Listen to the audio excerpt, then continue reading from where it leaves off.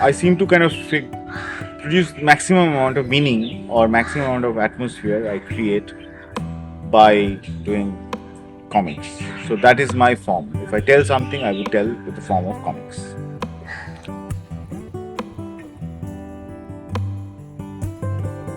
Well, I've written about 5 books over 20 years now, and these are a description of the world that I live in, which is basically the change of the Indian middle class, the change of architecture. It is a kind of a documentation of time. It is a history of feelings. Like history books would not tell you how you felt like taking an M16 bus from CR Park to Bengali Market. So how Delhi evenings happened, there's sort of sense of there's parties there are some parties somewhere, but you're like some kind of fog of darkness in your own community, and the only place where you can find light to have a bottle of beer is outside Safdarjung hospital. So there's a whole history of feelings and more. Like today also, when we talked to Sanju about our earlier days here, we kind of remember it vaguely, but we kind of haven't made a closer examination. Comics, I think, for me is an interesting way to kind of hold or reclaim time. Not nostalgia, because nostalgia is a very different. Nostalgia is like a very synthetic understanding of memory. I'll only kind of take the good things and I'll let go of the bad things. But things of feeling like driving around Delhi and thinking that something's going to happen but nothing's going to happen. The most exciting thing is like Good D is going to be shown 2 weeks later in DD3. Those kind of so with my 5 books I've tried to kind of bring in a certain world that does not exist, was transient. It is a world very private. It's a private Delhi world that I explored. I've also explored 18th century Calcutta through gossips in my second book. So first book that I wrote was Corridor, which is a Delhi book. It's built around 5 characters. That time, people like Kiarostami's film like 10, then Amores Perros, and then Shortcuts, they were all the rage. And I also wanted to create these short narratives, and short connected narratives. Later on, people started using it quite more frequently. But at that point, no one was using that in the comic book platform.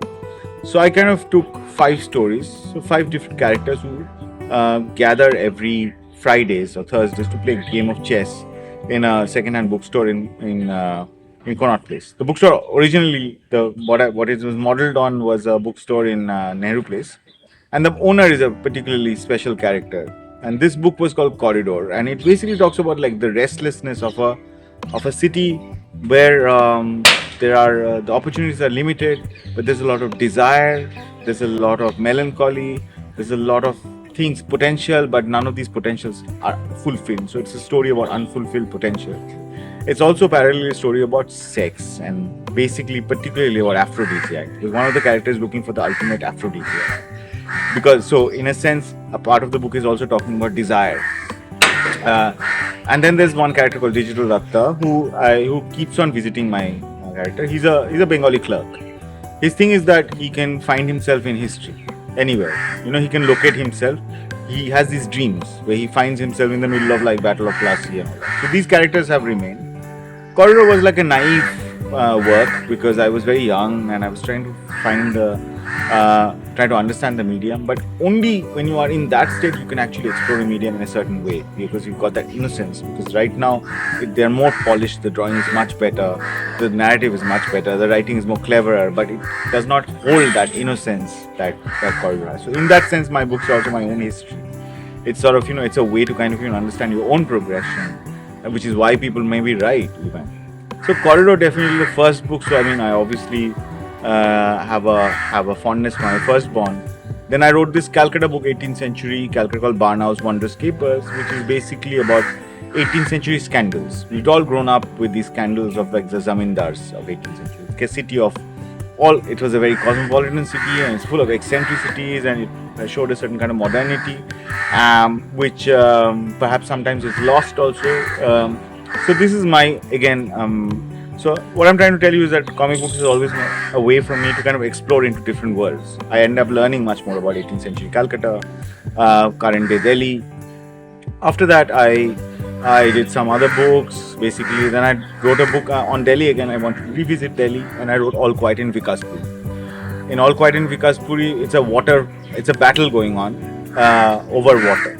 Now, I wrote it as a dystopian book, but dystopia 5 years back is current news, so it's very hard to divide dystopia. It is about a water war that is happening, and there's a group of people. There's a central mafia guy and a group of his henchmen called the Saraswati Sena, and they believe that there is a river Saraswati, and they send a plumber, because I have a character called a psychic plumber who understands a city just by plumbing. He thinks that plumbing has a magical quality and buildings are given personality by its plumbing. So it's sort of, he's a psychic kind of a plumber. And he is commissioned to go and find this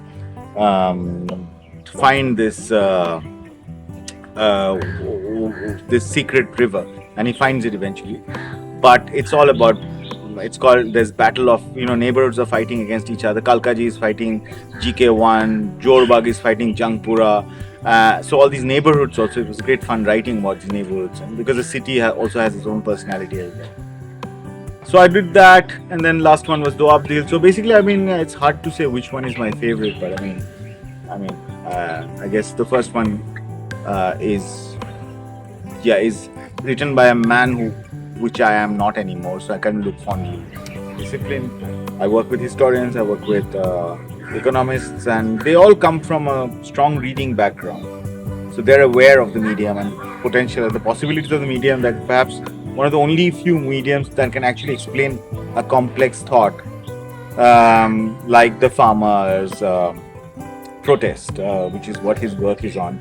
That all that complexity can be brought about quite nicely in a sophisticated way. Doesn't necessarily make it like it dumbs it down or makes it easier. It just makes a more sophisticated kind of argument. Multiple argument can be used. The anxieties of the farmers with free water, how it has affected Punjab.